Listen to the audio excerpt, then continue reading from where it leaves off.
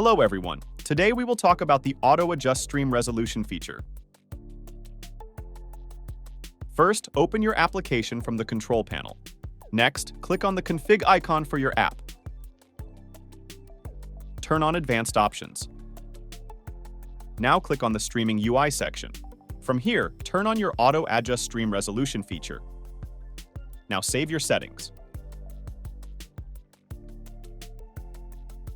Next, start your app streaming session. By turning on this feature, our stream will be able to auto-adjust its resolution depending on your internet speed, so that the stream can run without any lag. That's it. Thanks for watching the video.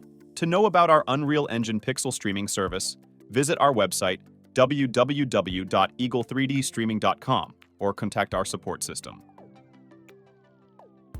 To create an account, go to account.eagle3dstreaming.com/sign up and get a free 7 days trial. Upload your first Unreal Engine project on our pixel streaming platform for free.